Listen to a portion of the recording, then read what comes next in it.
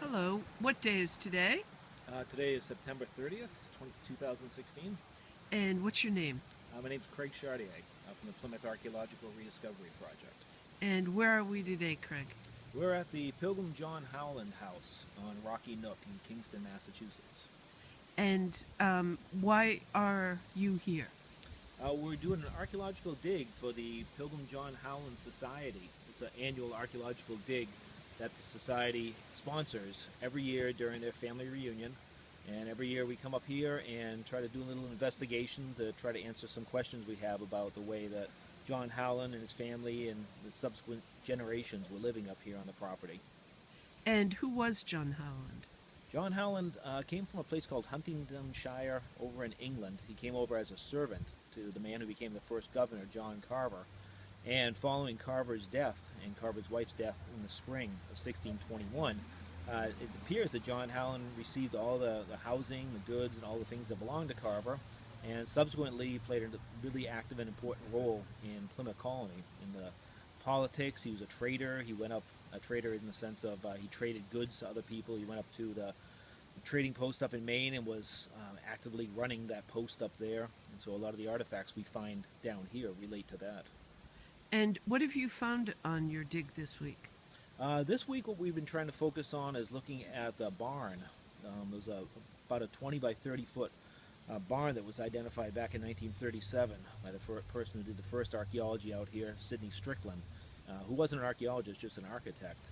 But he identified this barn, and then since then it's just kind of disappeared under the earth.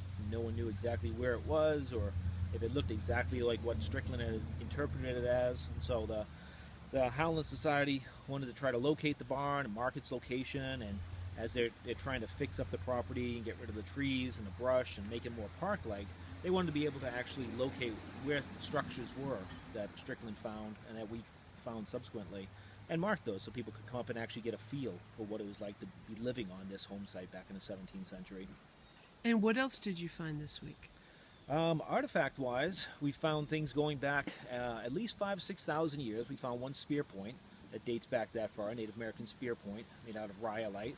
We found another spear point made out of quartz. It dates back about 3,000 to 6,000 years, a little small stem point. We found a good number of flakes of different sorts of materials from Native Americans making stone tools up here. We also found a couple of pieces of Native American pottery, including one that was decorated with little triangles, little incised triangles around the rim. And those are probably late woodland period.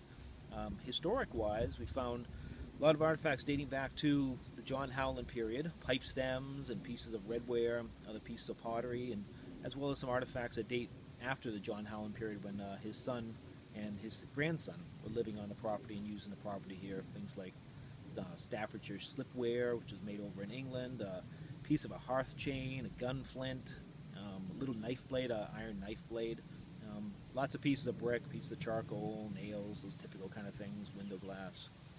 And how long would you say people have inhabited Rocky Nook? From the Native American perspective, there's probably been people here since there's ever been people in New England. So you're talking maybe 10, 12,000 years. There's sites around the bay here that go back that far, and it's a pretty ideal location up here on Rocky Nook. From the English or the European perspective, people have been here since somewhere around 1627. That's when John Jenny was granted the land up here, and in 1638 he sold that land to John Howland, and that's how John Howland acquired the property, and they've been living on here ever since then. And in the 1620s, were there Native Americans on Rocky Nook? As far as we know, they weren't. No, it seems like from the artifacts we were finding out here too that in the late woodland and probably contact period, the Nook was being used a fishing spot where people could go off into the harbor, into the bay to go fishing, and so there wasn't a lot of really intense Native American occupation here. It was probably more of like a seasonal occupation for using it as a fishing location. And are there future plans for archaeology on this site? Yeah, the Howlands are planning to continue the archaeological excavations here until they can locate all the foundations and answer all the questions that they have about what the home site looked like. There's still some other foundations and cellar holes that are out here that we're not really sure what they're for, and so the Howlands would like to know, if they date to the John Howland period or if they date to the later occupation that was out here. And so it's just going to be ongoing. They don't have any plans to stop it right now.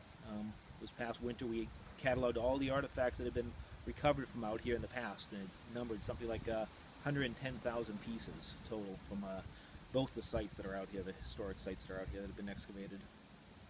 Thank you very much. You're welcome.